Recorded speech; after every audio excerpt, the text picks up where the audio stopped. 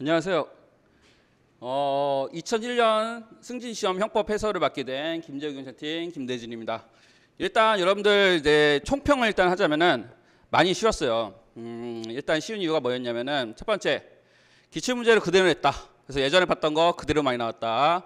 두 번째, 그 다음에 소거법으로 잘 풀릴 수 있도록 한 개 지문만 알 수 있어도 답안을 잘 맞히도록 답안 구성을 좀 쉽게 했다. 그래서 이제 전체적으로 많이 쉬웠어요. 그래서 아마 기출 문제만 많이 봤어도 아마 고득점 했을 거라고 사료가 됩니다. 근데 여러분들 이제 형집분들 말고 이제 이제 채용 준비하신 분들, 채용 준비하신 분들은 좀 조심해야 돼. 우리 채용 준비하신 분들은 현재 추세가 예전 기출 지문을 그대로 내는 게 아니고 기출 지문을 약간 변형을 해서 기출 지문을 이해하고 있는 식으로 많이 묻고 있거든요. 그래갖고 아마 20년 2차 때 조금 점수가 안 나왔던, 그러니까 한 60점에서 70점 나왔던 학생들도 아마 이번 시험 봤으면 잘 봤을 거예요. 그래서 이번 시험 본 거로 잘 봤으면은 여러분들 기분 좋아하면 돼. 기분 좋아하면 되는데 그거 갖고 자만은 하면 안 돼. 자만은. 그래서 여러분들 이번 시험 잘 봤다고 무조건 21년 1차 때 잘 나오는 거 아니에요. 절대. 그래서 문제 유형이 조금 괴리감이 있으니까 좋아는 하되 자만은 하지 말자. 됐죠? 그러면 일단 바로 형법 해설 들어갈게요. 근데 이제 해설 순서를 잠깐 보면은 배임죄, 구성요건도 차고, 위전착, 공범과 신분, 요거 네 가지 범죄, 요 네 가지 문제를 먼저 하고 그 다음에 나머지 문제를 1번부터 40번까지 차례대로 할 거야. 왜 그러냐 여러분들, 쉬웠어. 전체적으로 쉬웠기 때문에 사실 설명할 게 많이 없는데 1번부터 4번까지는 여러분들이 알고 있어도 제대로 모르는 학생들이 되게 많어. 뭔가 아는 것 같은데 느낌이 조금 애매해. 여러분들 답은 잘 맞췄을 거야. 답은 쉽게 나왔기 때문에. 근데 여러분들이 알면서 맞히는 사람들은 많이 없단 말이야. 그래서 1번, 4번은 꼭 들으세요. 꼭 듣고 그 다음에 4번 끝났다? 그럼 이건 선택적으로 들으면 돼. 그래서 1번과 4번을 들으면은 여러분들이 앞으로 형법을 계속할 거잖아요. 그럼 형법을 계속하는 과정에서 많은 도움이 될 거니까 1번, 4번은 1번부터 4번까지는 꼭 듣고 이제 나머지는 이게 선택적으로 들으시면 됩니다. 됐죠?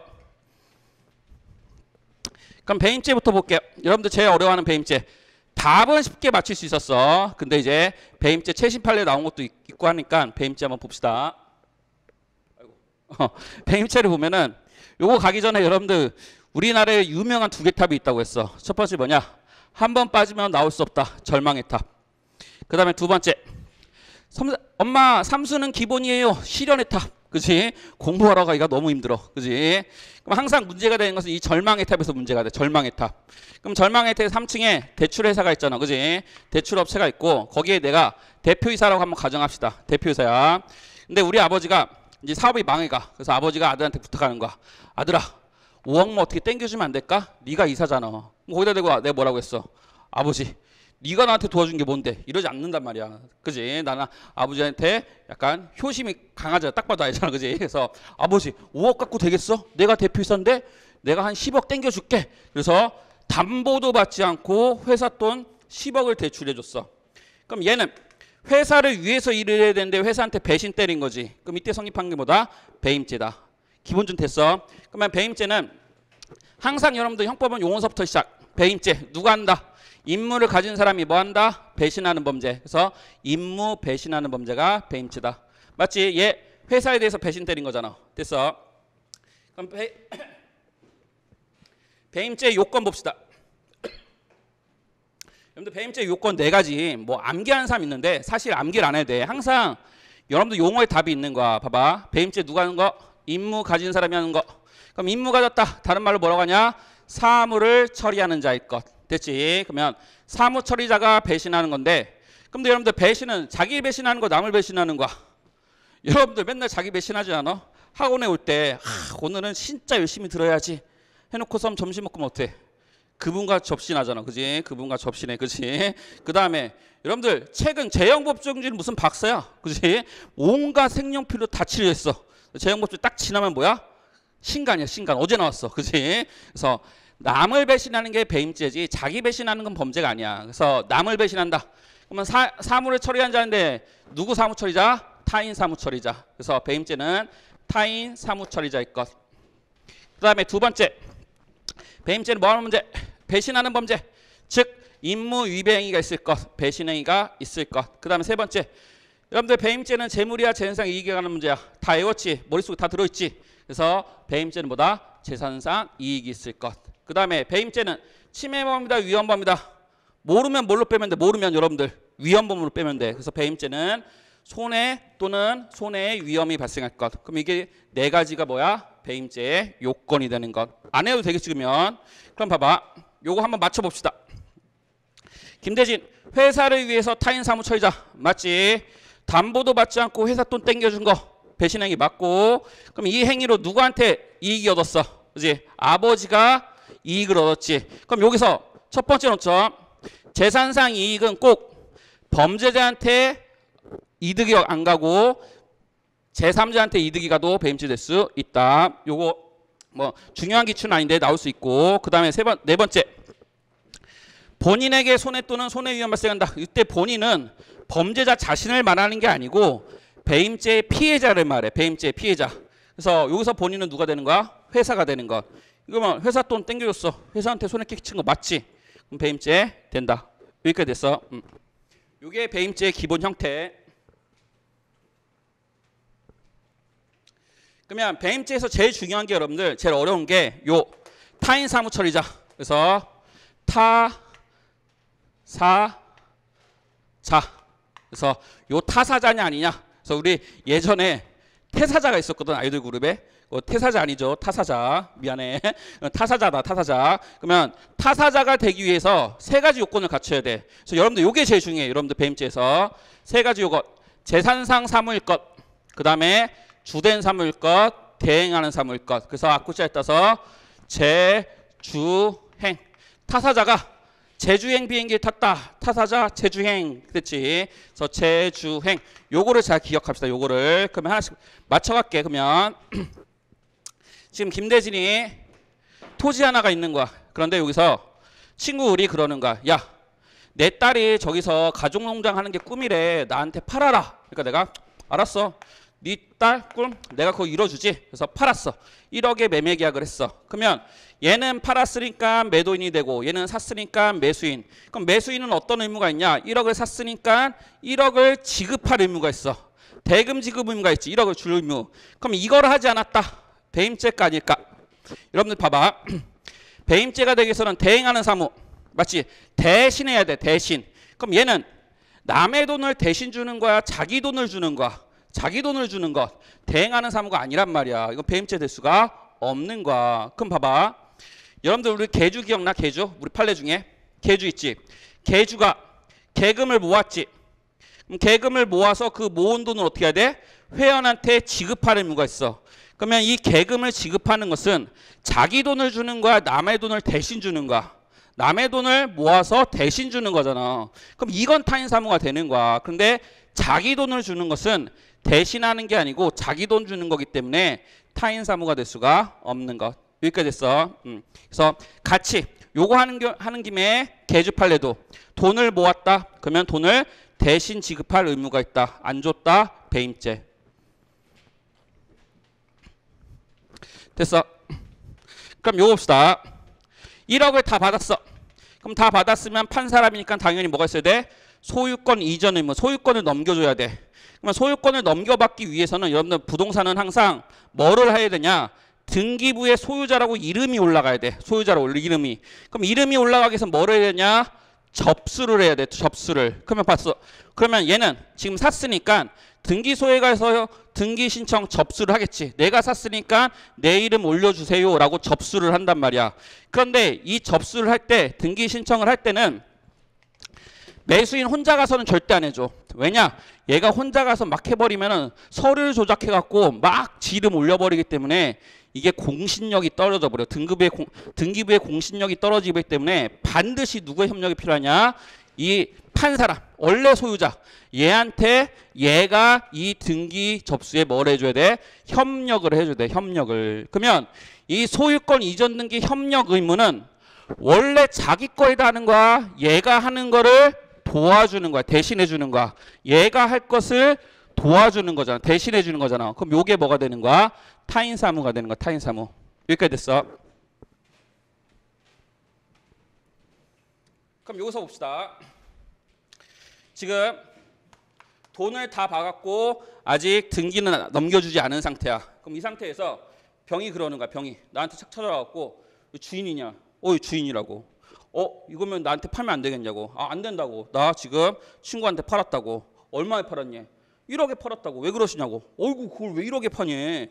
지금 여기 지하철역에 뚫리고 개발 호재가 장난 아닌데 자기가 3억에 사겠대. 나한테 팔아래. 그래서 얘가 3억에 사겠다라고 하는 거야. 그럼 이때 나 어떻게 하면 돼? 친구의 딸의 꿈을 이뤄줄까? 아니면 돈의 노예가 될까? 지금 얼마야? 2억이지. 어떻게 하면 돼? 누구세요? 하고 얘한테 팔아버리면 돼. 그지? 2억이잖아. 2억. 그지? 내 친구 딸의 꿈만 중요한 게 아니야. 내 꿈도 중요하단 말이야. 나도 부자가 되고 싶거든. 그래서 얘한테 매매 계약하고 얘한테 팔아버리는 거야. 그럼 이건 뭐가 되는 거냐? 소유권 이전 등기 협력 의무 있는 사람이 이거를 배신해서 나한테 팔아버렸다. 그럼 이때 성립하는 게 뭐야? 부동산에 대한 이중 매매로서 배임죄가 성립하는 거. 왜? 타인 사무 처리자가 배신한 거 맞으니까. 됐어. 그래서 핵심. 부동산 이중 매매는 부동산을 판 사람한테 뭐가 생기니까 소유권 이전 등기 협력 의무가 발생하니까 이거는 뭐니까 타인 사무니까 얘가 배신해서 다른 사람한테 처벌했다. 뭐가 된다? 배임이 될 수가 있다. 됐어. 그럼 요거 한번 봅시다. 동산을 팔았어. 시계를 팔았어. 그럼 시계 판 사람은 무슨 의무가 있냐? 시계를 팔았으니까 시계를 넘겨줄 인도 의무가 있어. 그럼 이 인도 의무는 남의 거를 대신해 주는 거야? 자기 거를 주는 건가? 자기 거를 주는 거잖아. 자기 거. 그럼 이거는 대행사무야? 대행사무가 아니야? 대행사무가 아니란 말이야. 그러면은 타사자가 안 되겠지. 그럼 타사자 안 되니까 얘가 다른 사람한테 다시 처분했다 하더라도 요거는 배임죄 나올 수가 없다. 그래서 동산의 이중매매 요거는 배임죄 될 수 없다. 됐지? 그럼 요 판례와 관련해서 우리 정리 같이 해놓고 갑시다. 동산을 2번 판 거 무슨 판례 있었어? 인쇄기 2번 판 거, 에어컨 2번 판 거. 됐지? 그 다음에 한 김에 더 하고 갑시다. 갑이 A사한테 1,000만 원 받을 채권이 있어. 채권은 뭐냐? 돈 받을 권리라고 해. 돈 받을 권리. 그런데 A회사가 부도 위험성이 있대. 그럼 이거 어떻게 돼? 얘 부도 내버리면 A회사 없어지고 이 1,000만 원 받을 100만 원 받을 채권은 쓰레기가 돼. 아무것도 없어지면 이 돈 받을 권리는 날아가 버린단 말이야. 그럼 이 상태에서 을이 그러는 거야. 야, 쟤네 부도 나기 전에 이거 나한테 팔아라. 나한테 팔아. 그래? 얼마나 살 건데? 내가 한 10만 원 쳐줄게. 그래? 그럼 이거 쓰레기 되느니 10만 원 팔면 낫겠다. 그래서 얘한테 10만 원에 팔았어. 그럼 얘 무슨 의무가 있어? 그치? 채권을 넘겨줄 양도 의무가 있지. 그런데 이 양도 의무는 남의 거를 대신해 주는 거야? 자기 거 넘겨주는 거. 그렇지? 자기 거 넘겨주는 것. 뭐가 아니다? 대행사무가 아니다. 그래서 얘가 양도 의무가 있는데 그걸 위반하고 얘한테 처분했다 하더라도 배임죄 될 수 없다. 그래서 권리의 이중매매, 그치? 채권, 권리의 이중매매 배임죄 될 수 없다. 그럼 요거랑 관련된 판례 정리 같이 해보면은 임차권 2번 판 거 배임죄 안 된다. 송이버섯 채취권 2번 판 거 배임죄 안 된다. 그 다음에 주식, 주주의 권리 2번 판 거 배임죄 안 된다. 그래서 요 판례가 좀 중요하죠, 여러분들. 최근에 나왔으니까 하나 더. 그래서 요거까지 같이 정리합시다. 그러면 결론. 2번 파는 거는 뭐는 배임죄 되지만 부동산은 왜? 뭐가 있으니까 소유권 이전 등기 협력 의무가 발생하니까. 그럼 부동산이 아닌 것들은 이런 것들은 이런 소유권 이전 등기 협력 의무가 없으니까 다 뭐가 되는 거야? 자기 사무, 자기 거 주는 거잖아. 자기 거. 그래서 배임죄 될 수가 없다. 됐어.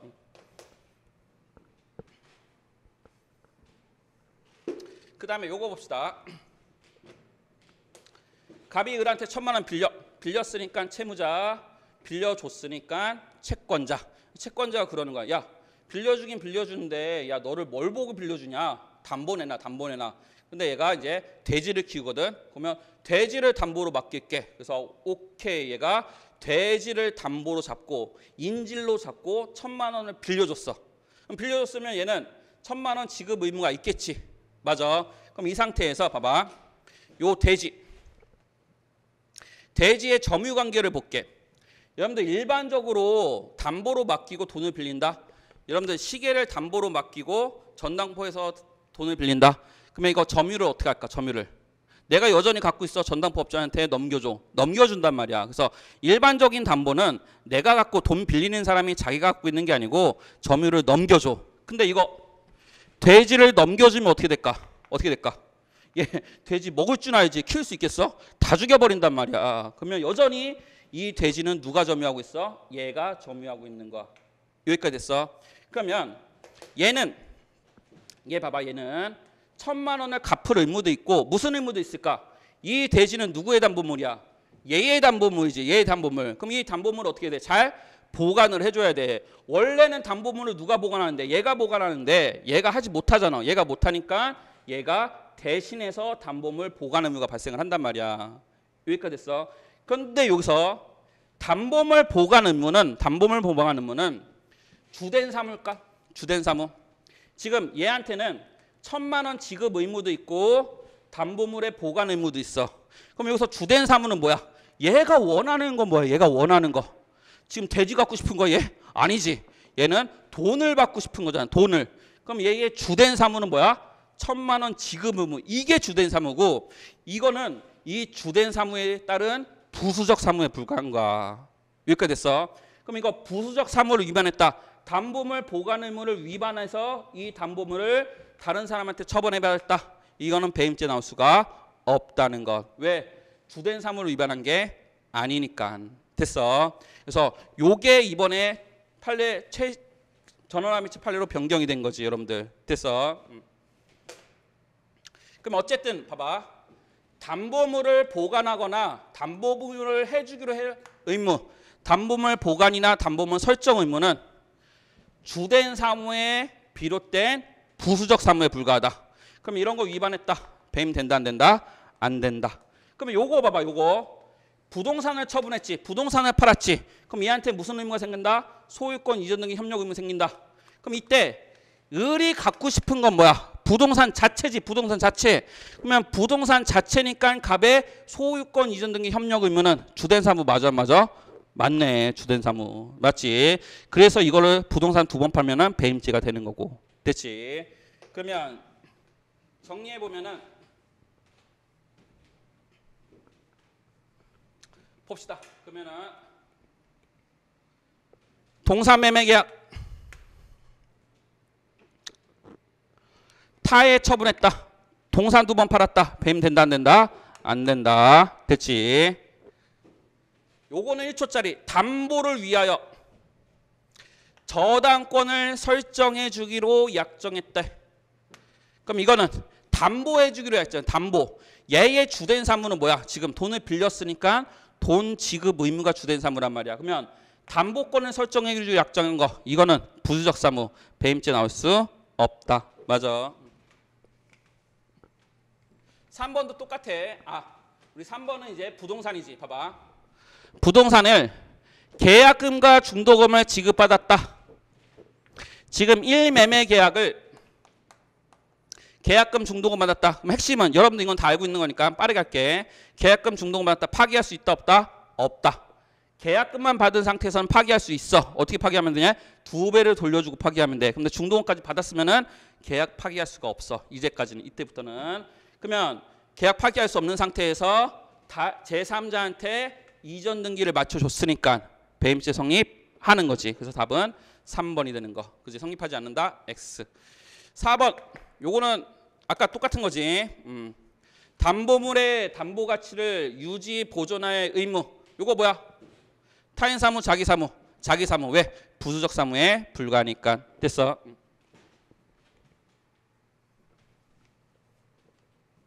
됐습니다. 그러면은 배임죄 됐고.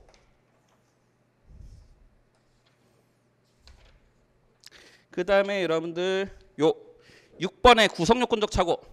잘 할 거야. 잘 하는데 기초가 부족하니까 조금 보고 갑시다. 일단 여러분들 착오가 뭐야? 착오. 여러분들 많이 하는 거 있잖아. 그지? 아침에 딱 세수하고 거울 보면서 여자들이 뭐라고 해. 내가 화장을 안 해서 그렇지. 화장만 하면은 수지 정도야. 착오야. 그지? 남학생들이 나 솔로야. 솔로인데 내가 여자친구를 안 사귀는 거지 못 사귀는 게 아니야. 차고야, 차고. 그치? 나도 한 5년간 차고에 빠져 살았었어. 이런 게 다 차고다. 그래서 차고는 뭐냐? 인식과 현실이 다른 게 차고야. 내 생각과 현실이 다른 게 차고야. 근데 봐봐. 뭐에 관한 차고야? 뭐에 관한 차고? 그래서 여러분들 용어를 함부로 막 그냥 넘어가면 안 돼. 구성 요건의 차고를 익힐 때 구성 요건적 차고. 그럼 봐봐. 우리 범죄 성립 요건, 구성 요건에 대한 위법성, 책임 있다. 그럼 구성 요건에는 객관적 구성 요건과 주관적 구성 요건. 객관적 구성 요건은 외부적으로 드러나는 것들, 눈에 보이는 것들. 그래서 뭐 주체, 객체, 행위, 결과, 인과관계 있고, 주관적 구성 요건의 대표적인 게 뭐가 있어? 고의가 있다. 맞지? 그럼 고의는 인식과 의사로 이루어져 있다. 여기까지 다 알지, 여러분들? 그러면 고의의 인식 대상이 뭐야? 이거 논점이지. 고의의 인식 대상은 바로 위에 있는 거. 객관적 구성 요건 요소가 고의의 인식 대상이다. 고의가 인정되기 위해서는 이걸 알아야 돼. 이거를. 그러면 사례를 통해서 한번 봅시다. 내가 강아지를 좀 많이 좋아하거든. 그러다 보니까 좀 닮아가. 사람이 좋아하는 거 닮아간다면서. 그래서 술만 먹으면 좀 개가 돼, 개가. 근데 그 개가 된다는 게 진상을 피운다는 게 아니고 정말 개처럼 막 뛰어다닌대. 네 발로 뛰어다닌대. 나는 기억이 안 나지. 나는 만취했었으니까. 그래갖고 내 주사가 약간 그거였어. 근데 지금은 조금 많이 변하긴 했어. 나이도 들고 이제 애도 가졌으니까. 그지? 그럼 봅시다. 내가 친구들이랑 MT를 가서 만취해갖고 네 발로 뛰어다니는 거야. 야간에 산속을. 맞지? 그러면 그거를 사냥 나온 갑이 멀리서 봤어. 그래서 멀리서 보니까 야간이고 좀 어둡다 보니까 막 육중한 게 뛰어다니니까 얘는 착각을 한 거야. 사람이 아니고 멧돼지구나라고 착각을 한 거야. 그래서 멧돼지 잡아야겠다. 총을 빵 쐈어. 됐어. 그래서 그지? 죽어버렸어. 그럼 인식은 봐봐. 얘 인식은 범죄 맞아 안 맞아? 멧돼지 죽인다고 생각했었잖아. 범죄야 범죄 아니야? 자기는 범죄 안 한다고 생각했지. 범죄가 아니야. 근데 현실은 어때? 현실은 사람이 죽었지. 내가 죽었어. 내가 그지. 사람이 죽었으니까 범죄가 맞단 말이야. 맞아. 그럼 이걸 어떻게 처벌하냐? 봐봐. 원래 고의가 인정되기 위해서는 뭐를 인식해야 돼? 객체를 인식해야 돼. 그러면 지금 객체는 누구야? 사람이지. 근데 사람이라는 걸 인식을 못했지. 그러면 고의가 인정될 수가 없는 거야. 그럼 고의가 인정될 수 없으니까 얘는 실수로 사람 죽였다. 뭐밖에 안 나와? 과실치사죄밖에 안 나오는 거야. 그럼 이 과실치사죄도 구성요건의 착오를 일으킨 거 맞아 안 맞아? 여기 부분에 착오를 일으킨 거 맞아 안 맞아? 맞지? 그럼 이것도 구성요건적 착오라고 해. 근데 조금 넓은 의미의 구성요건적 착오다 해서 광의의 구성요건적 착오라고 표현을 해. 여기까지 됐어. 그러면 요거 한번 봅시다.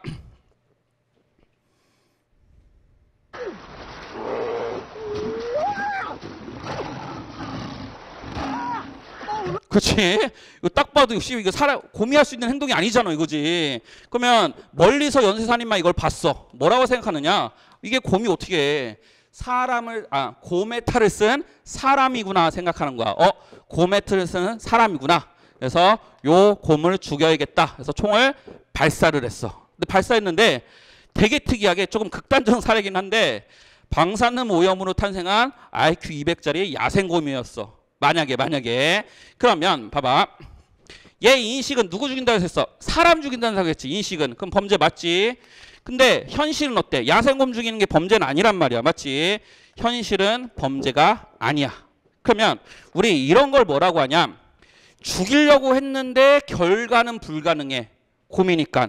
살인죄의 결과는 불가능해. 하지만 위험성은 있어. 그래서 이런 거를 우리는 불능미수라고 해. 불능미수.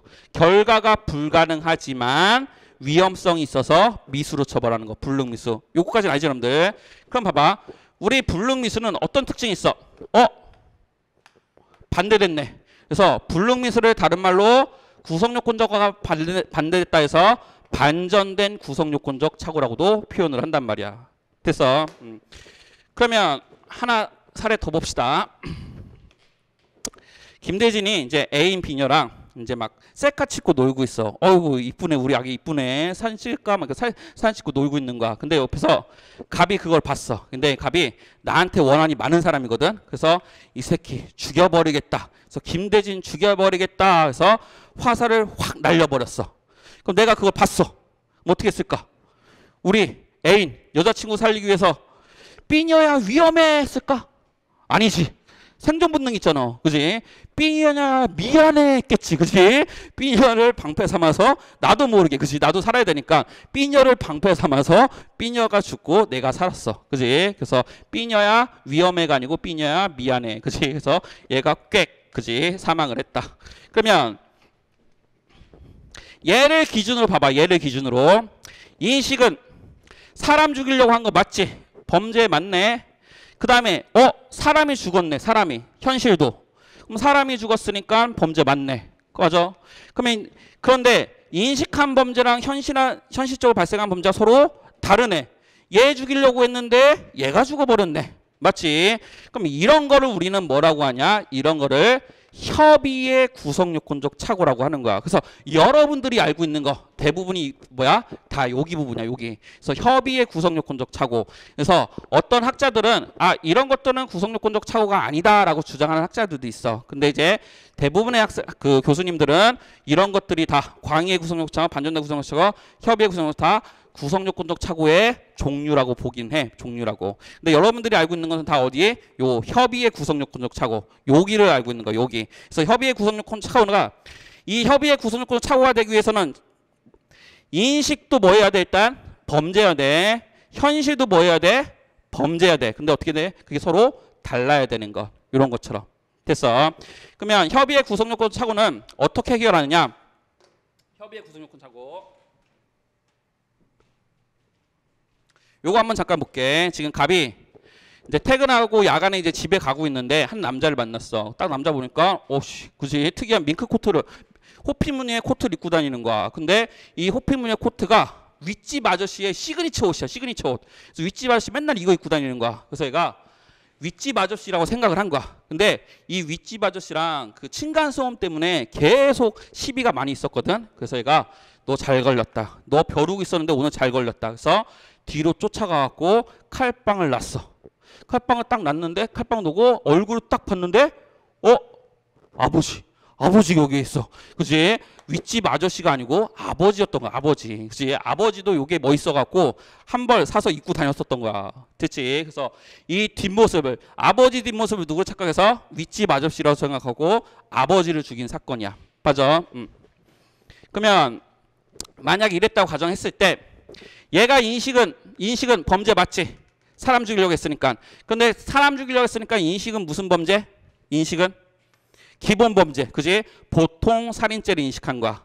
그런데 실현한 것은 아버지 죽였으니까 무슨 살인죄? 가중범죄. 존속 살인죄를 실현한 거. 그래서 기본 범죄를 인식하고 가중범죄를 실현을 한 거야.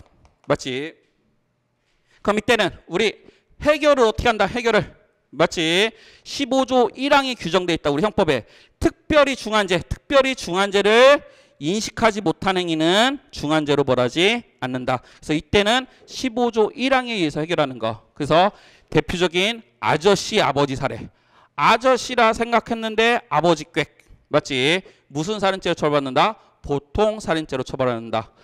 존속 살인죄를 인식하지 못했으니까. 됐어. 그럼 봐봐. 협의의 구성요건적 착오가 요런 형태가 있고, 그러면 이거 반전된 경우가 있겠지. 뭐 가중범죄, 기본범죄. 그러면 이거는 신경 안 써도 돼. 요거는 학자들만의 다툼이 굉장히 심한 부분이기 때문에 요거는 여러분들 신경 안 써도 돼. 됐어. 그러면 이거를 제외한 나머지 구성요건적 착오, 아까 요 사례, 그지? 김대진을 죽이려고 했는데 애인이 죽었다. 맞지? 이건 어떤 기본 범죄를 인식하고 가중 범죄를 실현한 게 아니잖아. 그러면 요런 사례를 여러분들이 알고 있는 학설과 판례로 해결하는 거야. 학설과 판례로. 요런 사례를. 여기까지 됐어. 그러면 구성요건적 착오가 어떤 느낌이고, 맞지? 그 다음에 협의의 구성요건적 착오가 두 가지 형태가 있는데 하나는 15조 1항, 나머지는 학설과 판례로 인해서 해결한다. 느낌 맞지? 그럼 봐봐. 그러면 왜 이런 구성요건적 착오 문제가 발생을 하냐? 왜? 그럼 봐봐. 얘가 지금 사람을 죽였어. 맞지? 애인 비녀가 죽었단 말이야. 그러면 발생 사실에 대한 무슨 죄가 문제가 될까? 여러분들 봐봐. B녀가 죽었지. 근데 B녀를 죽일 생각은 있었어, 없었어? 없었지. 김대진만 죽일 생각 있었지. 지금 B녀가 죽었는데 B녀에 대한 인식이 없단 말이야. 그럼 얘는 B녀에 대한 살인 고의가 없어. 그럼 B녀에 대한 살인 고의가 없으니까 이 발생 사실에 대한 뭐밖에 안 돼? B녀는 죽었는데 B를 죽일 생각 없었다? 아까 했었잖아. 무슨 죄? 과실, 치사죄밖에 안 되는 거야. 그래서 지금 사람을 죽이려고 하고 사람을 죽였는데 과실, 치사죄밖에 안 나와. 그래서 구성요건적 착오는 원칙은 뭘로 처벌하는 거? 원칙은 객관적 구성요건에서 인식하지 못했기 때문에 원칙은 과실범밖에 안 되는 거야. 근데 이런 거를 용납할 수 없대. 용납할 수 없대. 야, 사람 죽이려고 했고 사람 죽었는데 어떻게 과실범이야? 이거 고의범으로 만들어줘야 되는 거 아니야? 그래서 나온 게 학설과 판례야. 학설과 판례. 그러면 고의범으로 어떻게 만들어주냐? 얘 김대진을 죽일 고의 있었지. 그럼 이 고의를 얘한테 넘겨줘봐. 얘한테 넘겨줘봐. 넘겨버리면 B에 대한 고의 있고 B가 죽었으니까 B를 죽일 생각으로 B를 죽였으니까 발생 사실에 대한 뭐가 될 수 있어? 살인죄가 될 수가 있단 말이야. 그래서 원칙적으로 과실범인데 고의범으로 처벌하기 위해서 나온 게 뭐야? 학설과 판례, 학설과 판례. 그럼 어쩔 때 고의범으로 처벌할 수 있느냐? 맞아. 그럼 요거와 관련해서는 여러분들이 잘 알 거야. 요거는 여러분들이 많이 잘 알고 있는 거기 때문에 가볍게 볼게. 고의를 언제 넘겨주냐? 고의를.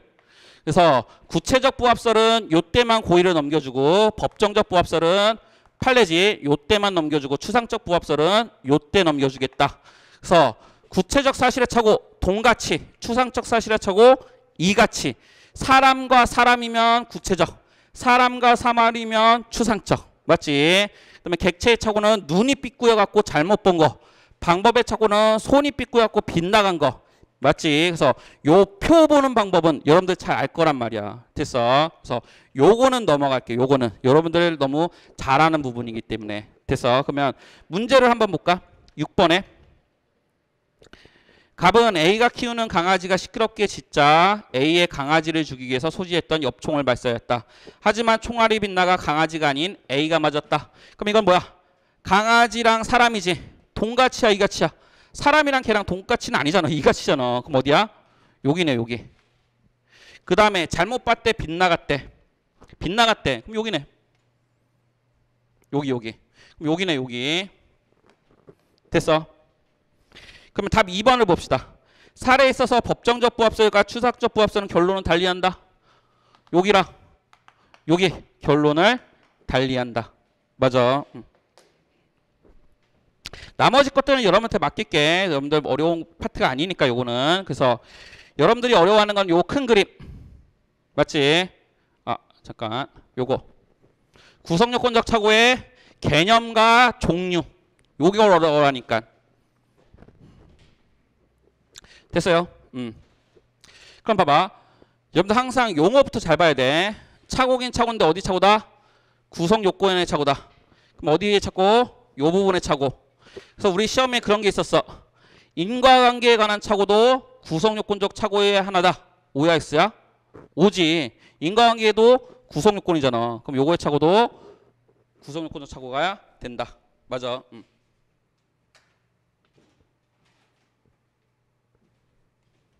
됐지? 그래서 구성요건적 착오는 여러분들 요거를 잘 써놓고 요거 가지고 여러분들 문제를 해결을 잘 하면 돼. 요거랑 그다음에 요 표까지. 그래서 이 큰 그림만 정확히 알면은 구성요건 착오는 완벽히 해결이 돼요. 됐습니다. 넘어갑시다.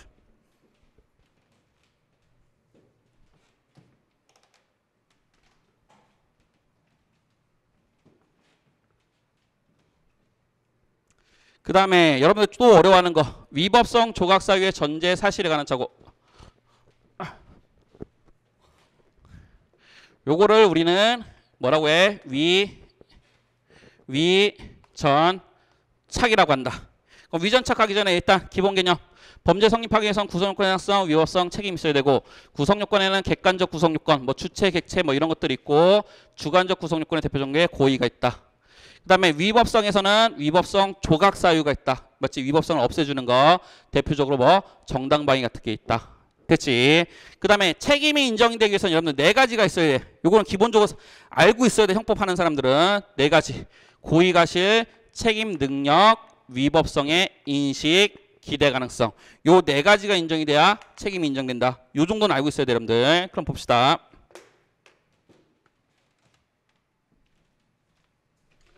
여러분들 위법성 조각사유.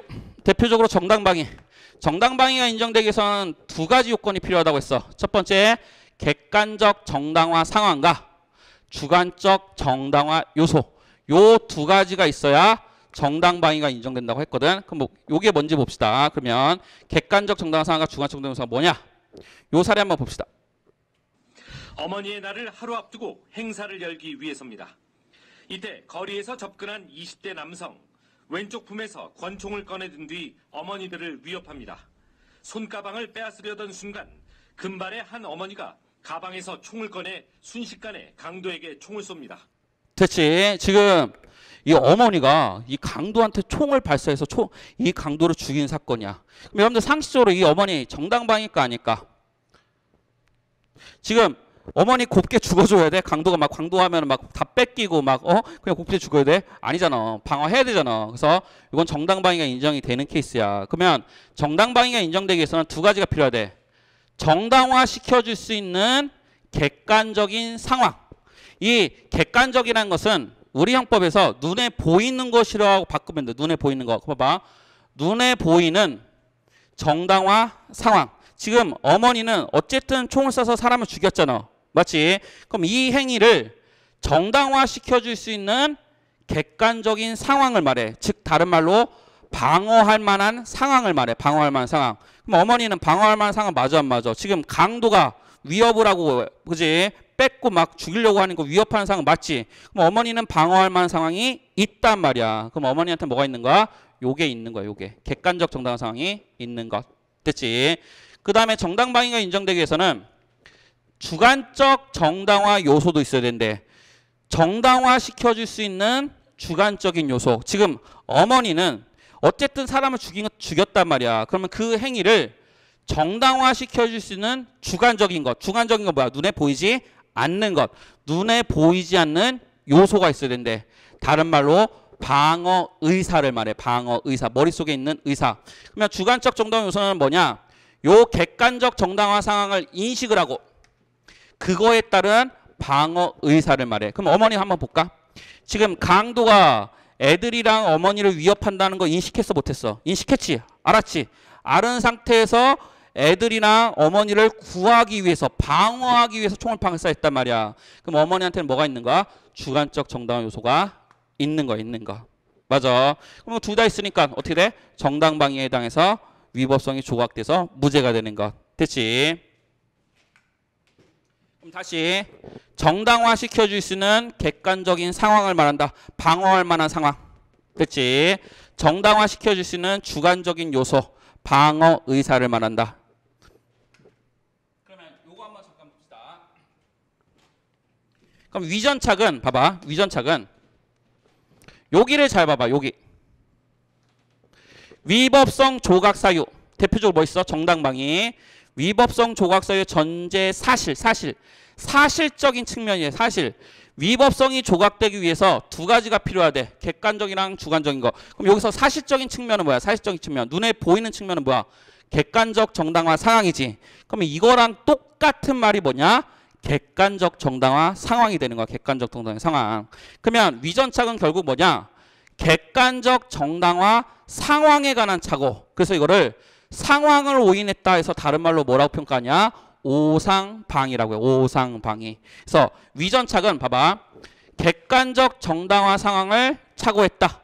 즉 객관적 정당화 상황이 없는데 행위자는 객관적 정당화 상황이 있다고 착오하는 것. 요거를 뭐라고 한다? 위전착 오상방위라고 한다. 그럼 요거 한번 잠깐 볼까?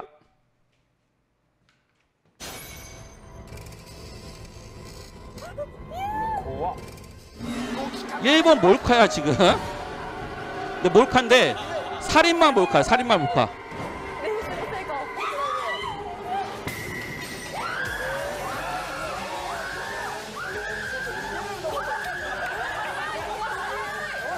됐어? 여기까지 봅시다. 지금 이 여자가 도망가고 있어. 쟤네가 누구라고 생각했으니까 지금 살인마라고 생각했어요. 미치광이 살인마라고 생각했으니까. 근데 이 여자한테 만약에 권총이 있었다. 어떻게 할 거야? 도망갈 거야? 도망가다가 대결 찍히는데? 뚝배기 깨지는데?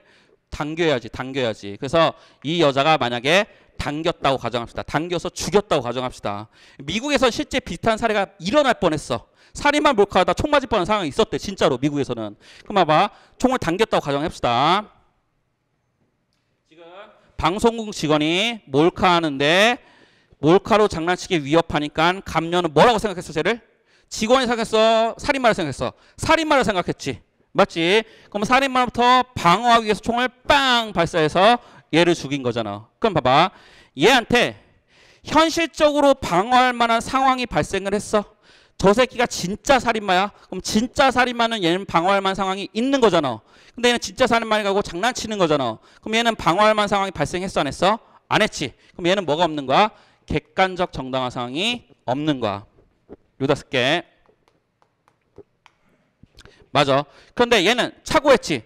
제가 진짜 살인마니까 내가 방어를 해야겠다라고 객관적 정당한 상황이 없는데 있다고 착오했지. 주관적 정당한 요소는 있지.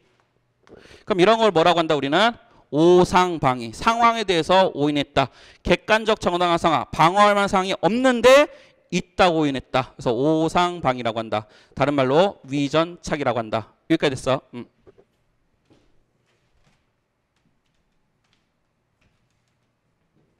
그럼 봐봐.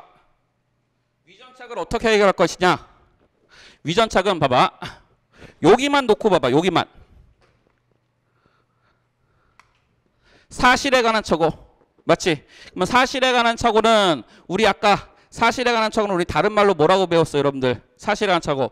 구성요건적 착오라고 배웠단 말이야. 그러면 봐봐. 구성요건적 착오. 요 부분에 착오를 키는 거. 지금 이 사건에서 이 직원은 이 살인죄의 대상이 된 사람은 지금 누구야? 직원이지. 직원.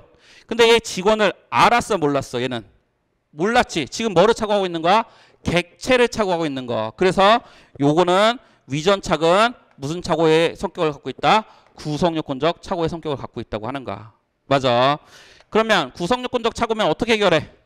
고의가 인정이 되기 위해서는 이걸 인식해야 되는데 인식 못했으니까 고의가 없어지고 구성요건적 고의가 탈락이 되고 과시범이나 무죄밖에 안 되는 것. 됐어.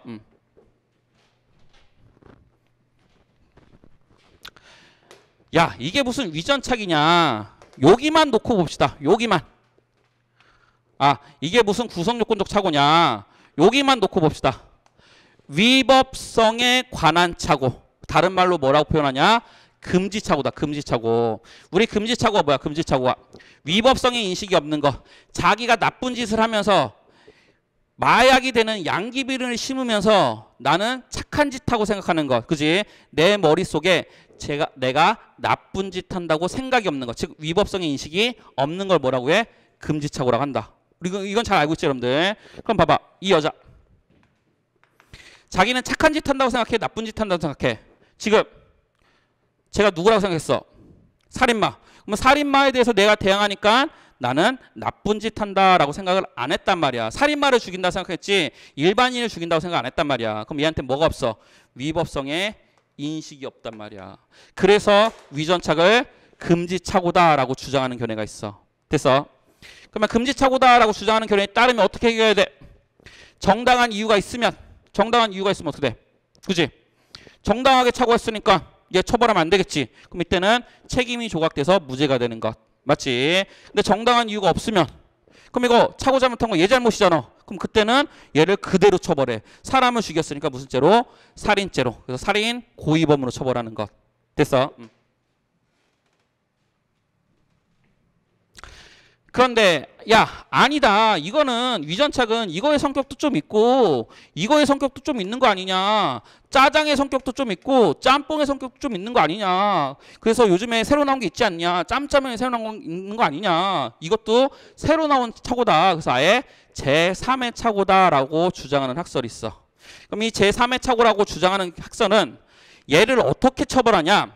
이거는 구성요건적 고의가 조각되는 것도 아니고 위법성의 인식, 금지착오의 문제도 아니고 책임 파트에 있는 고의 이거를 탈락시킨다라고 주장해. 책임에 있는 고의. 그래서 제3의 착오로 보는 견해는 책임 고의, 책임에도 고의가 있잖아. 요거를 탈락시킨다고 보는 거야. 그럼 이 견해에 따라도 어떻게 돼? 고의가 없으니까 과실범 또는 무죄밖에 안 나오는 거야. 맞아.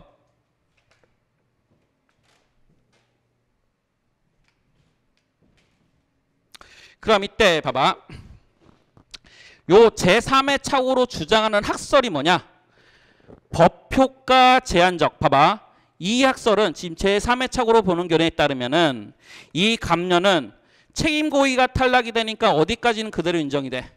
여기랑 여기까지는 그대로 인정되고 책임의 고의가 탈락이 되지. 그래서 법의 효과를 제한한다. 제한을 간다. 어디에서? 책임에서. 그래서 이 학설의 이름이 뭐냐? 법효과 제한적 책임설이 되는 거야. 그래서 여러분들은 이걸 암기하는 게 아니야. 이 학설 이름에서 반대로 쳐내가는 거야. 반대로 올라가는 거야. 그럼 봐봐. 법의 효과를 제한한다. 어디에서? 책임에서.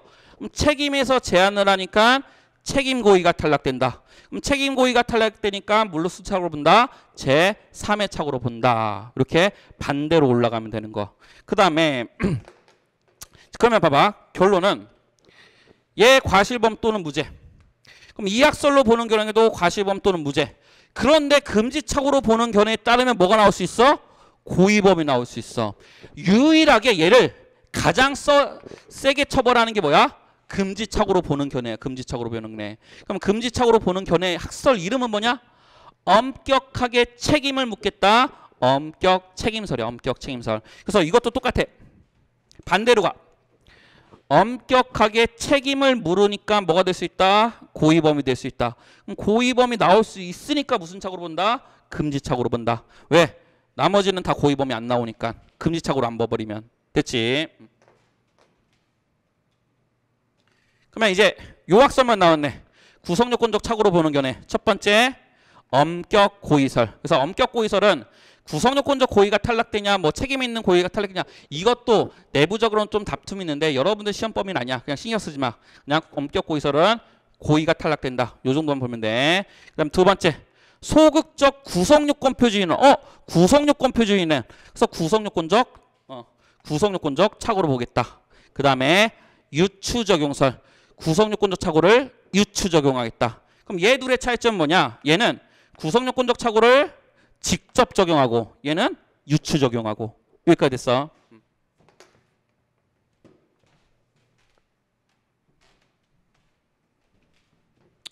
됐지? 그러면 마지막으로 하나만 더 봅시다. 감열을 무가 교사나 방조했다고 가정합시다. 그럼 여러분들 요거는 좀 상식이 여러분들 기본 개념이 좀 알고 있어야 되는데 교사방조범이 되기 위해서는 어떻게 해야 되지? 교사방조범이 얘는 주연배우야 조연배우야? 조연배우야. 그럼 반드시 주연배우가 있어야 돼. 근데 주연배우가 어디까지 있어야 돼? 그렇지. 구성요건 해당성, 위법성까지는 있어야 얘가 지금 무슨 짓을 한 거야? 나쁜 짓을 한 거잖아. 불법을 저지른 거잖아. 그래서 교사방조범이 되기 위해서는 정범이 어디까지 있어야 된다? 구성요건 해당성, 위법성까지 있어야 된다. 요게 다수설이고 판례잖아. 맞지? 제한적 종속 형식. 그러면 우리 판례에 따르면 봐봐. 얘가 교사방조범이 될 수 있느냐? 얘를 봐봐. 얘를 구성요건적 착오로 해결해봐. 그럼 구성요건적 착오로 해결해보면 얘는 뭐부터 없어? 구성요건부터 없잖아. 구성요건적 고의가 탈락하니까 요거부터 없단 말이야. 요거부터 없지. 그럼 얘는 구성요건부터 없으니까 교사방조 돼? 안 돼? 안 되는 거야. 그럼 얘네 학설에 따르면 얘는 교사방조가 안 돼. 근데 제3의 착오로 보는 견해에 따르면 뭐가 탈락돼? 책임고의. 요게 탈락되네. 그럼 어디까지는 있는 거야? 책임이 탈락되니까 위법성까지는 있는 거잖아. 그럼 얘 교사방조범 되는 거고. 그 다음에 금지착오로 보는 게 따라도 결국 뭐가 밖에 안 돼? 책임 조각밖에 안 되는 거잖아. 그럼 어디까지는 인정이 되는 거야? 위법성까지는 그대로 인정이 되는 거. 그럼 얘 교사방조 돼? 안 돼? 되는 거야. 되는 거. 됐어. 그래서 이거는 그냥 연결시키는 거고 여러분들이 지금 알아야 될 거는 요거. 다시 정리해 줄게. 엄격하게 책임을 물어버리니까 고의범이 나올 수 있다. 고의범이 나오니까 무슨 척으로 본다? 금지척으로 본다. 법의 효과를 제한하겠다. 어디에서? 책임에서. 그래서 뭐를 탈락시킨다? 책임 고의를 탈락시킨다. 맞지? 그럼 나머지는 다 뭐? 구성요건적 착오로 보고 구성요건적 고의가 탈락돼서 과실범 또는 무죄. 됐어. 그럼 이것만 해놓고 연결만 시키면 돼. 연결만. 됐지?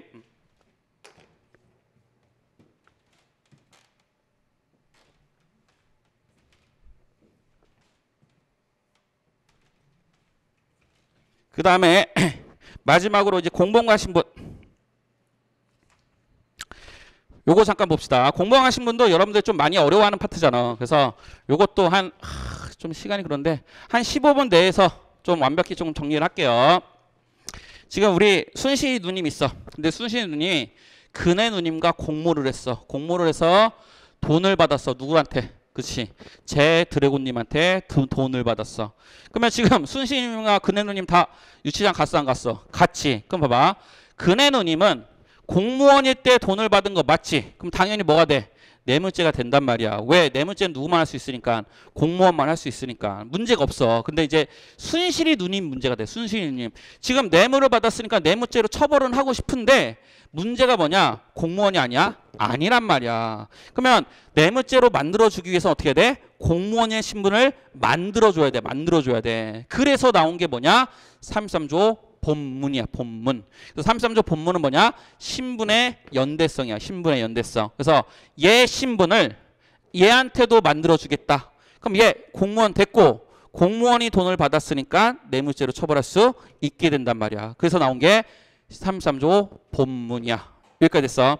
그러면 33조 단서는 뭐겠어요, 여러분들? 단서는 본문이 연대성이라면 단서는 독립성. 그지? 반대. 그래서 단서는 독립성. 잘라버리겠다. 개별화시켜버리겠다. 신분 있는 사람은 신분 있는 대로, 신분 없는 사람은 신분 없는 대로 하겠다는 게 단서. 본문은 같이. 신분 있으면 신분을 만들어주겠다. 됐지? 그럼 여러분들 잘 아는 판례 이거 한번 볼까? 은행원이 일반인과 공모해서 배임을 저질렀다. 그럼 은행원은 우리 아까 했지? 은행을 위해서 일하는 사람 맞네? 타사자 맞네? 그러면 은행원, 타사자가 배임했으니까 일단 무슨 죄? 배임죄. 맞아. 근데 은행원은 타사자이면서 업무를 하는 사람이지. 은행 업무를 하는 사람이니까 업무자가 배임했다. 그럼 무슨 배임죄? 업무상 배임죄. 그래서 결국 은행원은 무슨 죄? 업무상 배임죄. 그럼 이때 일반인의 성립은 여러분들 판례 굉장히 봤어. 얘가 업무상 배임죄, 성립은 뭐가 적용돼서? 33조 본문이 적용돼서 얘도 업무상 배임죄 성립. 많이 외웠지. 근데 처벌은 뭐가 적용돼서? 33조 단서가 적용돼서 단순 배임죄로 처벌. 많이 해왔단 말이야. 많이. 그런데 이게 왜 이렇게 됐느냐? 그거를 잘 몰라. 판례가 왜 굳이 이런 짓을 했느냐? 봐봐. 33조 본문을 만약에 안 썼다. 그럼 어떤 현상이 발생하냐?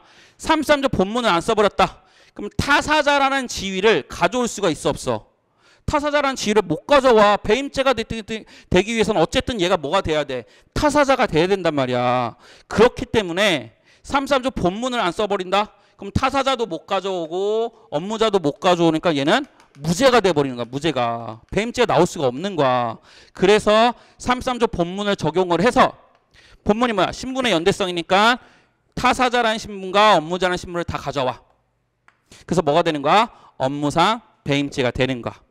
근데 얘를 처벌할 때 똑같이 업무상 배임죄로 처벌하면 안 되지. 그래서 처벌을 할 때는 뭐를 적용해서? 단서를 적용해서 뭐를 처벌하는 거야? 단순 배임죄로 처벌을 하는 거야. 그래서 결국 본문은 왜 썼다? 그치? 타사자라는 지위를 가져오기 위해서 쓴 거다. 근데 처벌은 똑같이 하면 안 되니까 33조 단서를 적용해서 잘라버린 거. 그래서 얘는 단순 배임죄, 얘는 업무상 배임죄. 됐지? 그러면 봐봐. 우리 공범과 신분은 진정 신분범이 있고 부진정 신분범이 있고 소극적 신분범이 있어. 그러면 진정 신분범은 뭔지 안 할게. 진정 신분범 대표적으로 뇌물죄. 그럼 진정 신분범에서 비신분자가 신분자한테 가담한 경우, 그렇지? 순실이가 그네한테, 비신분자가 신분자한테 가담한 경우, 그러면 이 순실이 어떻게 한다? 본문이 적용된다. 본문 적용된다.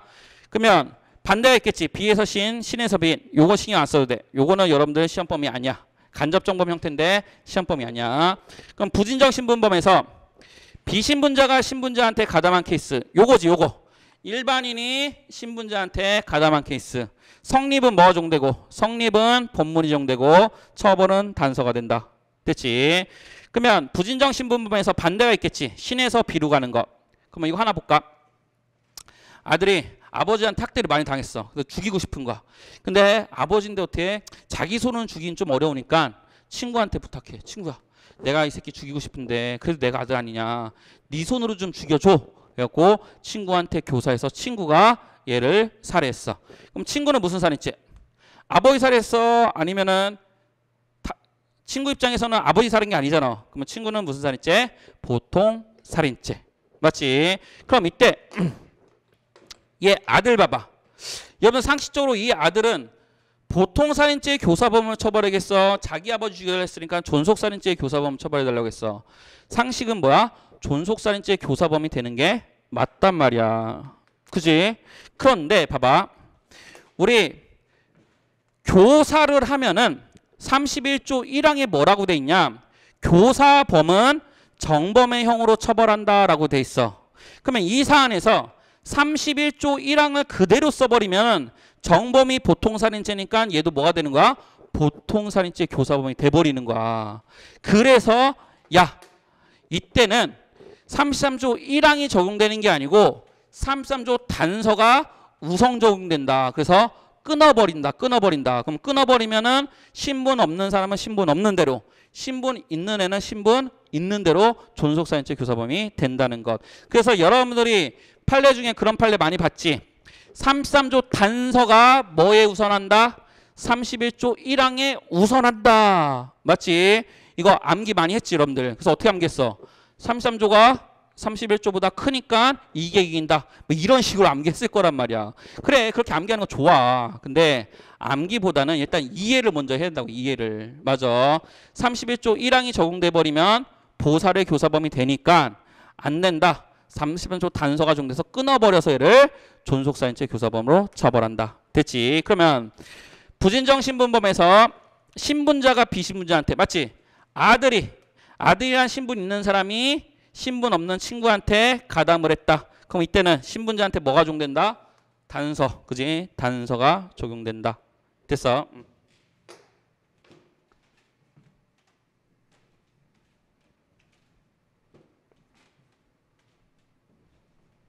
그 다음에 그래서 33조 본문과 단서는 여러분들이 판례를 암기하는 게 아니야. 판례를 암기하는 게 아니고 일단 요거를 그려놓고 요거를 가지고 판례를 확인하는 거야. 판례를 확인해.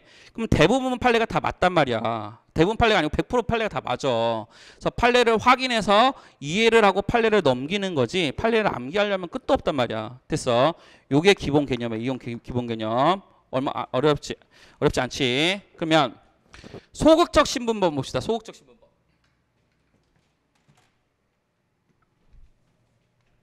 지금 무면허 의료행위 의료법 위반. 의사가 환자를 치료해. 범죄야 범죄 아니야? 당연히 범죄 아니지. 의사가 치료했는데 왜 범죄야? 그럼 일반인이 환자를 치료했어. 범죄 맞아 안 맞아? 맞지. 의료법 위반 맞지. 일반인이 치료하면. 그러면 이때 봐봐. 이 의료법 위반이라는 범죄는 일반인은 일반인이 하면 범죄가 돼. 근데 의사라는 신분이 있으면 범죄가 돼 안 돼. 의사라는 신분이 있으면 범죄가 안 돼 버리지. 그러면 이 의사라는 신분은 어떻게 하는 거야? 범죄를 만들어주는 거야? 범죄를 없애주는 거야? 범죄를 없애주는 거지. 그런 걸 뭐라고 하냐? 소극적 신분이라고 해. 범죄를 없애주는 신분. 소극적 신분. 그러면 뇌물죄에서 봐봐. 뇌물죄에서 공무원이라는 신분은 어떨까? 공무원이라는 신분이 있으면 뇌물죄가 만들어지지. 그럼 이 신분은 뭐야? 범죄를 만들어주는 신분. 무슨 신분? 적극적 신분이라고 하는 거야. 그래서 진정 신분범에서 신분을 우리는 뭐라고 한다? 적극적 신분이라고 한다. 신분을 범죄를 만들어준다.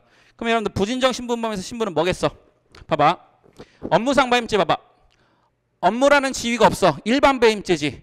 업무라는 신분이 있으면 가중되지. 그럼 이때 업무상의 신분은 어떻게 하냐? 형을 가중하거나 감경하는 거. 그래서 부진정 신분범에서 신분을 뭐라고 하냐? 가감적 신분이라고도 표현을 하는 거야. 여기까지 돼? 그럼 소극적 신분 뭐다? 신분이 범죄를 소극, 없애주는 신분. 여기까지 됐어. 그러면 소극적 신분에 대해서는 규정이 없어. 봐봐. 진정신분범, 부진정신분범은 33조 본문이냐 단서냐 규정이 있지. 근데 소극적 신분은 규정이 없어. 그럼 규정이 없으니까 어떻게 처벌한다? 일반 이론에 따라서 제한적 종속 형식에 따라서 그대로 처벌하는 거. 그럼 요거 봅시다. 의사가 일반인한테 교사하는 거야. 야 치료 좀 해. 그래서 일반인이 환자 치료했어. 얘 범죄 맞아 안 맞아? 일반인이 환자 치료했다. 범죄 맞지? 그럼 구속영장 위법성도 있고 책임도 인정이 되니까 의사 범죄에 가담한 거 맞으니까 교사범 된다 안 된다? 교사범 된다. 범죄가 된다. 그럼 반대로 일반인이 의사한테 그러는 거야. 우리 딸 좀 살려주세요. 살려주세요. 잘 좀 치료해서 살려주세요. 교사하니까 의사가 환자를 치료했어. 그럼 의사 유죄야 무죄야? 의사가 환자를 치료했다. 무죄. 아예 구속권 해당성조차 없지. 그럼 얘 교사범 돼 안 돼? 안 된다. 얘가 범죄 아니니까 범죄 아닌 거에 가담했으니까 범죄 자체가 안 된다. 됐어. 마지막으로 의사랑 일반인이 공모를 해서 환자를 치료했다. 얘 범죄 맞아 안 맞아? 일반인이 환자 치료한 거 범죄 맞지? 그럼 이거에 가담해서 같이 하고 있는 거지. 그럼 처벌해야 돼 안 해야 돼? 해야 돼. 그럼 얘도 뭐가 되는 거야? 의료법 위반죄의 공동 정범이 되는 것. 됐어.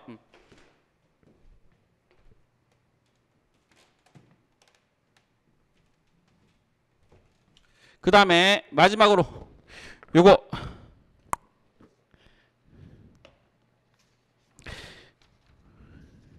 여러분들이 조금 어려워하는 거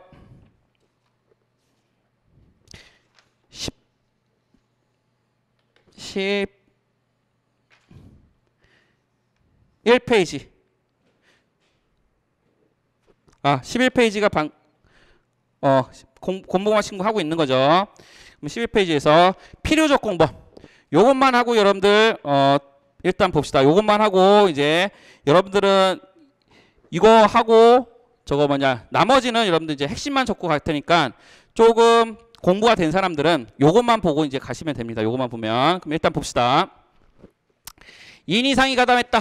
그럼 혼자 한 게 아니잖아. 그럼 2명 이상 했으니까 공범. 1인만 가담했다. 혼자 했으니까 단독범. 됐지? 그럼 공범에는 두 가지가 있다. 임의적 공범과 필요적 공범. 그럼 임의적 공범은 말 그대로 임의적. 1인이 가능한데 2인 이상이 가담한 걸. 그걸 임의적 공범이라고 하고. 그럼 필요적 공범은 반드시 처음부터 2인 이상이 필요한 거. 그걸 필요적 공범이라고 해. 그럼 봅시다. 살인죄 혼자 할 수 있어 없어? 살인죄. 혼자 할 수 있지. 그 다음에 2명 이상 할 수 있지. 그러면 살인죄를 봐봐. 살인죄를 둘이서 가담했다. 지금 봐봐. 2인이 가담했으니까 공범이 맞아. 맞지? 근데 살인죄는 혼자서도 할 수 있는 거지. 그러면 살인죄를 둘이서 가담했다. 그걸 뭐라고 해? 임의적 공범이라고 하는 것. 그럼 절도죄도 어때? 혼자서 할 수 있고 둘이서 할 수 있지. 그럼 둘이서 했다. 그럼 뭐라고 하는데? 임의적 공범. 됐어.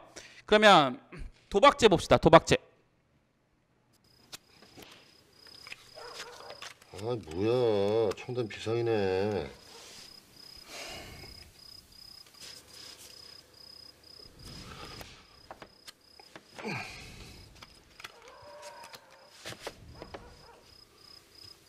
아 왜요 빨리 쳐요. 볼 게 뭐가 있어. 쇼당인데.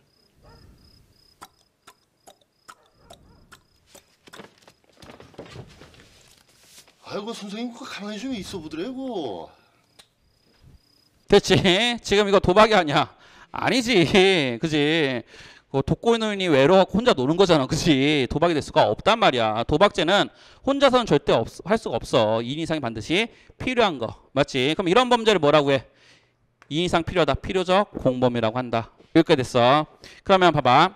임의적 공범은 세 가지가 있어. 공동정범, 교사범, 방주범. 요거 봅시다. 갑과 을이 같이 살인 저질렀다. 그럼 살인죄고 지금 2인 이상 했으니까 공범 맞네. 그러면 살인죄는 혼자 살 수 있어? 맞지? 그러면 뭐야 이거? 임의적 공범이지. 그럼 임의적 공범에서 같이 했지. 그런 걸 우리는 뭐라고 하냐? 공동정범이라고 해. 됐어. 그 다음에 갑이 을한테 죽여라 해서 얘가 얘를 죽였어. 그럼 우리 얘를 뭐라고 해? 교사범. 시켰다. 교사범. 맞지? 그 다음에 을이 병을 살인하는데 갑이 도움을 줬다. 뭐 도구를 빌려줬다. 그런 걸 뭐라고 해? 방조범, 돕는 자. 맞지? 그럼 이거 봐봐. 공동정범, 교사범, 방조범. 이런 것들은 살인죄에 대해서, 즉 임의적 공범인 살인죄에 대해서 가능해, 불가능해? 가능하지. 그럼 절조죄에 대해서 같이 했으면 공동정범, 시켰으면 교사범, 도왔으면 방조범. 가능하지. 그러면은 공동정범, 교사범, 방조범은 살인죄나 절도죄에서만 나오는 게 아니고 대부분의 범죄에서 다 적용돼. 대부분의 범죄에서 동일하게 나오는 형태야. 그럼 이거는 총칙에 규정돼 있어, 객칙에 규정돼 있어? 총칙이 뭐야? 범죄의 공통적인 부분을 규정한 부분이지. 그러면 공동정범, 교사범, 방조범은 모든 범죄의 일반적인 범죄의 공통적인 형상이니까 어디에 규정돼 있다? 총칙에 규정돼 있다 해서 이를 총칙상의 공범이라고 하는 거야. 그래서 임의적 공범과 똑같은 말이 총칙상의 공범이 되는 거야. 여기까지 됐어. 그러면 뇌물죄 봅시다. 혼자서 못하지. 반드시 주는 사람, 받는 사람 있어야 돼. 내란죄, 쿠데타 1인 이상 할 수 있어? 내가 혼자 삽 들고 청와대에 가갖고 내가 대통령 할 거야, 니네들 다 꺼져 하면 이게 내란이야? 안 되겠지, 그지? 내란죄는 혼자서 할 수 없어. 2인 이상이 필요하단 말이야. 우리 내란죄, 우리 역사에서 인정된 판례 뭐가 있었어? 전두환, 그지? 전두환과 노태우가 부하들을 데리고 청와대에 진격을 했단 말이야. 쿠데타를 일으켰단 말이야. 그럼 이때 성립한 게 뭐야? 내란죄. 그러면 이런 범죄들은 혼자서는 할 수 없지. 그럼 이런 거 뭐라고 한다? 필요적 공범이라고 한다. 됐지? 그럼 필요적 공범에는 두 가지가 있다. 필요적 공범은 봐봐. 우리 뇌물죄를 예를 들면 주는 사람은 어떻게 처벌해? 주는 사람은 정확하게 줬다, 공여죄. 받는 사람은 어떻게 처벌해? 받았다, 수재죄. 맞지? 그럼 주는 사람이나 받는 사람이 처벌을 어떻게 한다는 처벌 규정이 형법 각칙에 써 있어. 그 다음에 내란죄도 전두환을 제일 세게 처벌하고 부하를 제일 약하게 처벌한다. 처벌 규정이 다 어디에 써 있냐? 각칙에 써 있어. 각칙에. 그래서 필요적 공범은 이미 얘네들을 어떻게 처벌하겠다라는 규정이 다 어디에 써 있냐? 각칙에 써 있어서 필요적 공범을 다른 말로 각칙상의 공범이라고 하는 거야. 각칙상의 공범. 됐어? 다시 이게 되게 중요한 개념이에요, 여러분들. 공동정범, 교사범, 방조범은 일반 범죄에 공통적으로 나오는 현상이기 때문에 어디에? 총칙에. 그럼 필요적 공범은 처벌 규정이 어디에 다 써 있다? 주는 사람 공여죄, 받는 사람 수재죄, 각칙에 써 있다. 그래서 필요적 공범을 각칙상 공범이라고 한다. 됐지? 그럼 필요적 공범은 또 두 가지로 나뉘어. 서로 마주보고 해서 대항범, 서로 같은 방향을 했다, 집합범. 뇌물죄는 서로 마주보고 하고 있지. 그럼 뇌물죄를 뭐라고 하고? 대항범.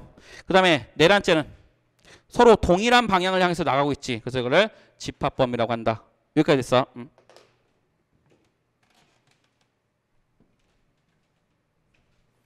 그러면 봐봐. 지금 그지? 나 얼굴 빨갛지? 그지? 술 먹은 거야. 술 먹고 이제 도건이를 데리고 음주운전을 한 거야. 음주운전 하다가 경찰관에 딱 걸렸어. 딱 걸려갖고 이제 경찰관이 술 많이 드셨네요. 경찰서 같이 가셔야 돼요. 경찰서를 끌고 가는 거야. 도건이 어떻게 하겠어? 그렇지? 얘가 또 효심이 좀 있거든. 그래서 인상을 빡 쓰면서 아유 경찰관이 뭘 그렇게 빡빡하게 해. 내가 용돈 모은 거 있는데 이거 먹고 좀 봐주면 안 돼? 하고 돈을 주는 거야. 경찰관이 어떡하냐? 그지? 아이고 아드님이 효심도 깊고 사회를 빨리 알았네. 알았어. 아드님 보고 봐줄게. 돈을 받았어. 됐지? 그러면 경찰관 돈 받았으니까 뇌물수수죄 돼 안 돼? 돈 받았으니까 뇌물수수죄 된단 말이야. 근데 준애는 뇌물 공여죄 돼 안 돼? 뇌물 공여죄 안 되지. 왜? 책임 능력이 없잖아. 14세 미만이니까. 맞아. 그러면 이때 필요적 공범은 봐봐. 뇌물죄, 필요적 공범은 대표적인 뇌물죄지. 뇌물죄는 2명 이상이 필요할 뿐 반드시 같이 처벌될 필요는 없다. 그지? 그래서 뇌물죄가 되기 위해서는 주는 사람이 필요한 거지 같이 처벌될 필요는 없다. 그지? 여러분들 이거 많이 알고 있지? 마지막. 이번에 또 음주운전했어. 경찰한테 또 걸렸어. 그래서 경찰관이 이제 서해 데려가려고 하는 거야. 그래서 한 번만 봐주세요. 더 이번에 걸리면 진짜 큰일 나요. 그러니까 경찰관이 그러는 거야. 아이씨 이 사람이 나이를 헛먹었나. 뭐 부탁하면 뭔가 오는 게 있어야 될 거 아니야. 라고 하는 거야. 지금 뭐라는 거야? 뇌물 좀 달라고. 그지? 뇌물 공여를 교사를 하는 거야. 근데 내가 좀 말귀가 좀 어두워. 잘 못 알아먹어. 그래서 돌려 말하는 거 잘 못 알아듣는 거야. 근데 옆에서 이제 와이프가 그러는 거야. 아, 뭐해? 뇌물 달라는 거잖아. 빨리 뇌물 줘서 보내. 그래서 와이프도 뇌물 주라고 교사를 했어. 뇌물 달란 말이었어? 알았어. 그래서 얘가 뇌물을 줬어. 봤지? 그럼 뇌물을 받았다. 그럼 경찰관은 무슨 죄? 받았으니까 뇌물 수수죄. 얘는 줬으니까 뇌물 공여죄. 맞지? 그런데 여기서 이제 문제가 돼. 이 경찰관은 받았으니까 수수죄 되는 건 당연히 명백해. 근데 뇌물 줄 것을 누가 교사했어? 경찰관이 뇌물 줄 것을 교사를 했으니까 얘는 무슨 죄도 문제가 되냐? 뇌물 공여죄의 교사범도 문제가 되는 거야. 교사범도. 그러면 교사범 될까 안 될까? 봐봐. 얘네들은 어때? 얘네들은 필요적 공범 맞아 안 맞아? 주는 사람 받는 사람 맞지? 뇌물죄의 필요적 공범 맞지? 그럼 필요적 공범은 뭐의 공범? 각칙상의 공범. 얘를 처벌하는 거 다 어디 적용됐어? 각칙에 규정됐어. 각칙에. 얘는 뭘로? 공여죄로. 얘는 뭘로? 수수죄로. 그러면 얘네들 사이에 총칙상의 공범 나온다 안 나온다? 안 나온다. 왜? 얘네들은 지금 어디에 있으니까 어디에서 다 해결해 놨으니까 각칙에 해놨기 때문에 총칙상의 공범 규정인 공동전범, 교사범, 방조범이 나올 수가 없다는 거야. 그래서 얘는 뇌물 수수죄는 될 수 있어도 뭐는 될 수 없다? 뇌물 공여죄의 교사범은 될 수가 없다는 것. 그래서 여러분들이 잘 알고 있는 지문 뭐가 있어? 필요적 공범의 내부 참가자 상호간에는 형법 총칙상의 공범 규정이 적용되지 않는다라는 지문이 등장을 하는 거야. 돼? 왜? 필요적 공범은 뭐의 공범이니까 각칙상 공범이고 이 각칙상 공범의 내부 참가자는 내부 참가자 일단 봅시다. 내부 참가자는 필요적 공범이 성립하기 위해서 꼭 필요한 사람. 그러면 이거 지금 뇌물 수수죄가 되기 위해서 꼭 필요한 사람 누구야? 얘랑 얘지. 얘 없어도 뇌물 수수죄 될 수 있지. 그럼 필요적 공범의 내부 참가자는 얘랑 얘야. 얘랑 얘. 얘는 없어도 뇌물 수수죄 성립하는데 아무런 문제 없다. 그럼 얘를 뭐라고 하냐? 필요적 공범의 외부 관여자라고 하는 거. 외부 관여자. 그럼 다시 필요적 공범의 내부 참가자. 필요적 공범의 내부 참가자는 어디에서 다 해결해냈다? 각칙에서 다 해결해냈다. 각칙이 해놨기 때문에 그 상호간에는 총칙상의 공범 규정, 공동전범, 교사범, 방조범이 나올 수가 없다. 그럼 얘네들 사이에서는 아무리 어떤 짓을 해도 공동전범, 교사범, 방조범 나올 수가 없다는 것. 됐어. 그럼 얘는 어때? 얘는 내부 참가자 아니지. 그럼 얘는 각칙이 해결해놨어 안 했어? 해결 규정이 없지. 그럼 이때는 뭘로 돌아갈 수 있어? 총칙이 적용돼서 얘는 교사범이 될 수가 있는 것. 됐어.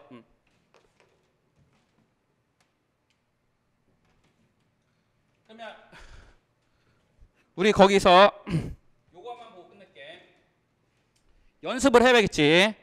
변호사 아닌 갑이 변호사를 고용해서 법률사무소 운영했어. 이거 처벌해야 돼 안 해야 돼? 법률사무소 운영은 누구만 할 수 있냐? 변호사만 할 수 있단 말이야. 그러면 변호사 아닌 사람이 변호사를 고용해서 법률사 운영한 것은 변호사법 위반죄가 되는 거야. 변호사법 위반죄. 됐어? 그럼 이때 변호사인 을은 얘한테 공용을 당해서 법률사무소 운영하는 것을 도왔겠지. 그러면 돕는 것은 뭐가 될 수 있어?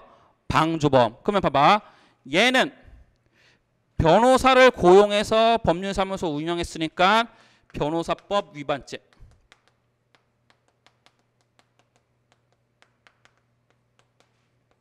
그럼 얘는 그 애를 돕고 있으니까 형태적으로는 변호사법 위반죄의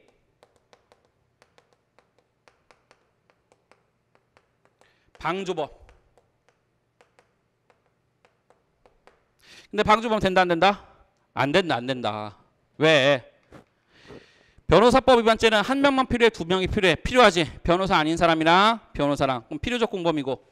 그럼 얘네들은 내부 참가자고. 그럼 내부 참가자에서는 총칙상의 공범 규정, 공동전범, 교사범, 방조범 나올 수가 없다. 그럼 얘는 방조범 될 수가 없다는 것. 됐어. 그러면 15번에 맞지?